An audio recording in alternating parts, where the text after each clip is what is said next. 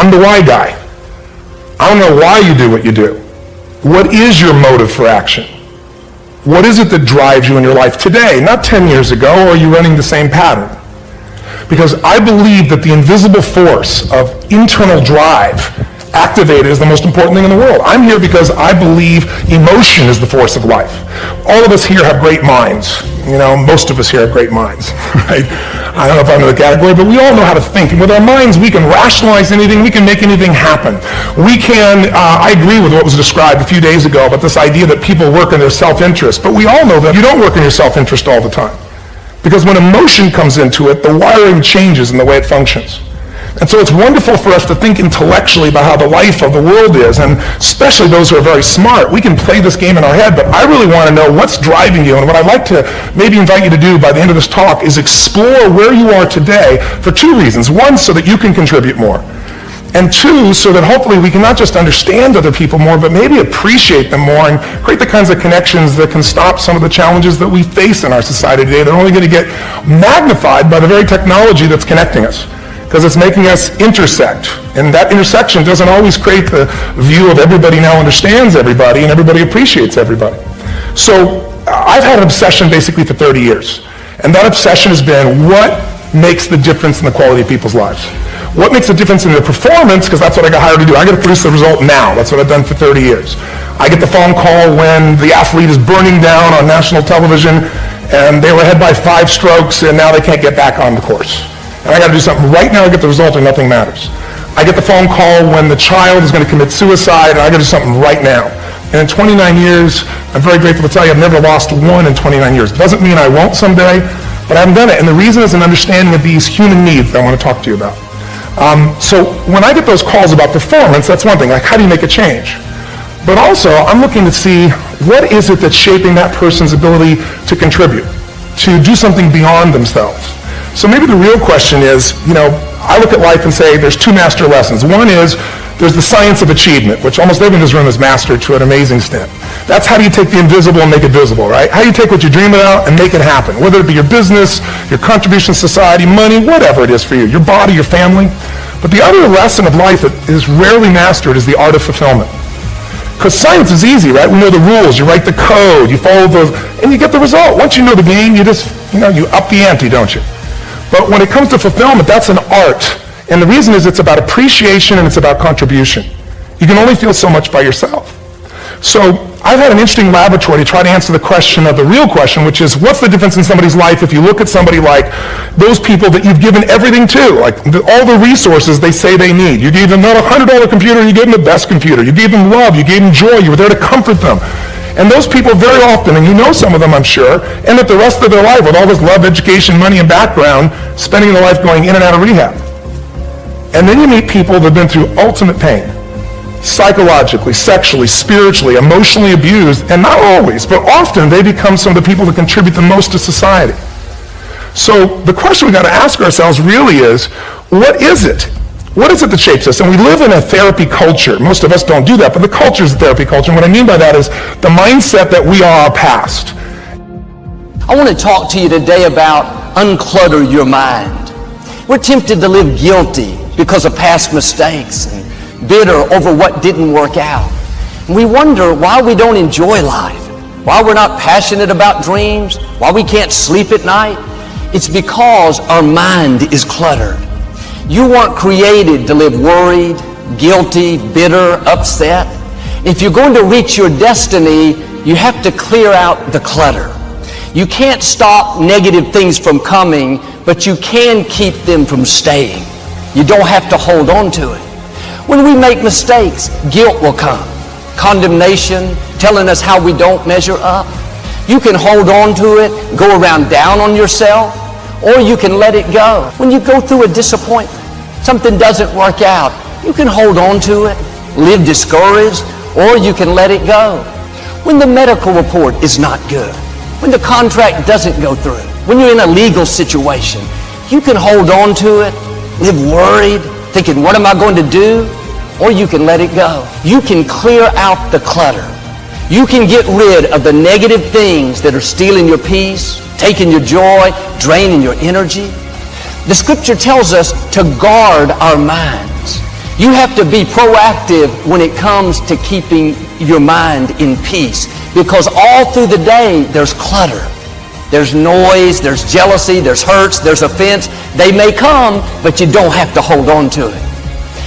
Reinterpreting our past, understanding and knowing that we can move from where we are, that we can begin to design the kind of life that empowers us, that gives us happiness, that enable us to be on top of who we are, knowing that as we begin to explore new horizons and new vistas in life, that as we begin to focus on developing ourselves, as we begin to elevate ourselves and not to follow the crowd, activating the thinker in us and disciplining and putting on hold the emotional part of ourselves. It's not easy, but through practice and practice and practice. Practice makes what? Practice makes improvement. You can always better your best. You can always go beyond anything that you have ever done. You never hit a state of perfection. You're always bigger than what you do. And so all you're looking for are new breakthroughs through practice and practice and practice. You'll get better and better and better. And there's still some things that will happen to you that will catch you on the blind side that you did not anticipate. You'll get knocked down, but you won't be knocked out. You'll be able to get to your feet again, be on the ropes, but you'll have a fast recovery rate when you work on yourself. Hard work matters. Why does hard work matter? Well, hard work matters strategic because if you make more phone calls, you do the old adage, right? Show up earlier than everybody else, leave later. But there's something more deep about that. Yes, making more phone calls, seeing more people, being more active, being busier, putting in more hours into something always gives you a strategic chance to be more successful in others because you've increased your odds. You've talked to more people, you're more likely to get more prospects, you're more likely to get more clients or recruits or candidates for your business. So yes, strategically that increases your chances, but something powerful happens when you do things other people aren't willing to do. You begin to believe you deserve to have things other people won't have. And that's what gets you a seat at the table of success. Now once you're there, it's a dogfight. It's a dogfight of skills and talents and luck and faith and circumstance and blessing and all that stuff. But just to get to the table, to get into the room, you have to believe you deserve to be there. And so again, I want to say this to you. The hard work part plays into shifting your identity. That over time, not even that long a period of time, when you're doing the things others are unwilling to do, you begin quietly to begin to believe that, oh, I deserve to be rewarded in ways these other people aren't going to be rewarded because I'm doing the things others won't do. And so the fastest way to change your identity, to change our belief, is just to flat get to work, to flat get there earlier, to flat leave later, to just make more calls, see more people, be more relentless, just pour ourselves into the work, because actually the hard work can in reverse impact our identity. And that's what begins to happen. When you start to do those things they won't do, you begin quietly to change your belief, that you begin to believe, oh, I deserve to sit at the table with these other people who do the things other people aren't willing to do. That there's a responsibility to freedom and that there is freedom in responsibility. You know, and that earn your way there. We remember the stuff we earn, the stuff we experience, more than what the teacher tells us or what someone gives us for free. We just do. We broke the proverbial sweat on it, whether it was mental or physical or whatever. We built it. We understand. We felt how we got it, how we achieved it, how we got what we wanted. Those stick with us. Whether we forget them intellectually, they were written in our lineage, and they build resilience, and they build a healthy, true optimism going forward to know that, oh no, I've worked for something before and achieved it. Delayed gratification. Oh, there are choices I can make today for myself that will pay me back later in life. Mailbox money, as we call it in the entertainment industry. ROI. There are specific personal choices we can make, and they're worth considering. Look, I'm all for hedonism. I'm all for immediate gratification too. Sometimes it's like, yes, dude, it's Halloween. Eat all the candy you want. Go for it. It's not going to become a habit day to day. There's certain nights where you're like, hey guys, tonight we're going to blow it out. The walls are padded and we got nothing. We're off work on Monday. Let's go. You know, I mean, certain times to say that's okay, but there's, you know, where is the selfish choice, the selfless choice? Where is what we want actually what we need? Where is what we need actually what we want? Where's the best choice for me, the best choice for we? Where's the best choice for we, the best choice for me? That's the place, I believe, talk about honey holes. That's the real place to go forward in trying to find. Tee ourselves up for those green lights in the future. And although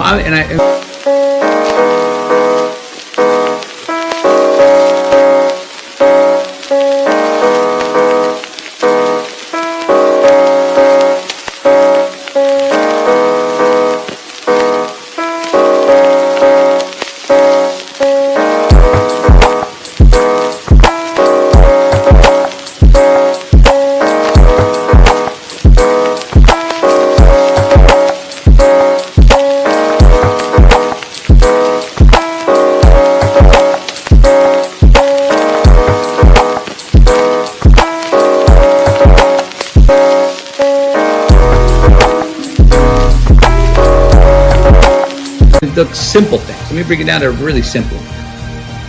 Do you drink coffee? I do.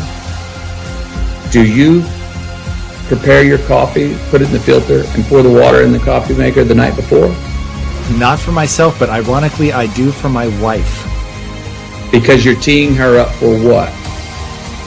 A green light the next morning. Correct. So she doesn't have to come in and go, where's that filter? She can just come in and go, boop, press the button. You're giving her a gift to her future self. You're making something easier for her. It's a very simple thing, but it's a great little simple metaphor. So there are choices we make. If you're going to say right now, I'm going to lie, cheat, and steal to get what I want, and I got it. I got an immediate green light for me. That's just a battery-powered green light. That's not a solar-powered green light. Why? Because now, everywhere I go, I got to look over my shoulder to see if someone's there that I lied, cheat, and stole from. And when I'm doing that, I'm stealing whose time? My time. Now I'm not freedom. I'm not free. I don't have the freedom. I didn't create freedom in my future because I chose to make an irresponsible act that I left crumbs. I've now got reasons to look over my shoulder. And the more things we do to create in our future that we got to look over our shoulder, the more of our most precious thing we have in our life's time that we're stealing from ourselves. So it's not puritanical. It's just like, it's actually self-serving. It's a very selfish choice. And I'm a fan of the word selfish. I've helped redefine it. But I believe that there are selfish choices we can make that are the most selfless, that there are selfless choices that we can make that are the most selfish choices. Those two are not a contradiction, and we see them that way. Responsibility of freedom and the freedom in responsibility. Life's more than just straight Saturdays with as much cake as you want to eat. It just is. You will see how long you last doing that if you really do it. You won't last that long. Responsibility is appreciation of a past. It's building of a lineage. It's investing in ourselves. It's investing in something we started to build yesterday that we want to take into tomorrow. There's a response that gives us freedom. So to actually have true freedom, we have to we have to be responsible, more responsible for certain things, for ourselves, who we are. Constantly investigating and interrogating our better selves to say, I'm going to be a little bit better at this tomorrow. Knowing that we never land. There's no ta-da moment. And that is one thing I think we all got to watch, because we all are so result oriented. Oh, if I keep doing this, I'm going to get to that place of pure enlightenment. I'm going to go, ta-da! Bullshit. No, you don't. Can it be a small ascension of evolution? Yes. But there's no ta-da moment. We're always chasing yet. And if we can get...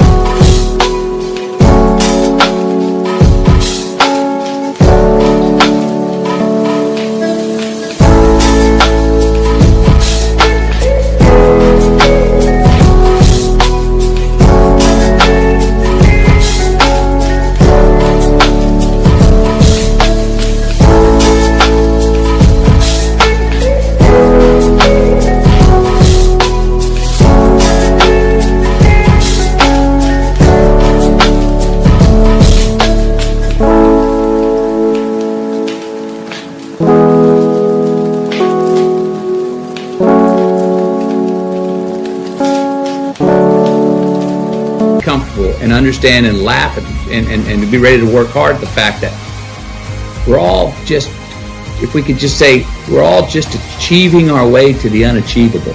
And that's as good as it gets. And that's pretty damn awesome. That's the honeymoon. It's the third time I've said that in this talk, but I love that word. This is what people need to know is like, you know, even if you've been working for 10 years on something, because you've been working on your craft for a decade as a monk and then just teaching in schools and then corporate life and then HuffPo, like you've been working behind the scene for 10 years. It can take, you know, a few pieces of content or one piece of content that will be the thing that sets you off with momentum. You know, someone like Rachel Hollis, she spent 10 years writing books and doing events with a few hundred people max. And then one piece of content, a book, launched her. And you had these videos that just, they all launched. And it took you to another level. So in this book you have now coming out, it's going to be a game changer. I was just reading through it again before I got here. And I was just like, there's so much great information in this. But it's wisdom from years of practice and years of experience. So that's what I think people need to know is like, if you're a creator, if you're someone who's got a gift inside, all it takes is one piece of content for you to really pop. So just keep creating. And that's what you've done beautifully. You keep showing up. Man.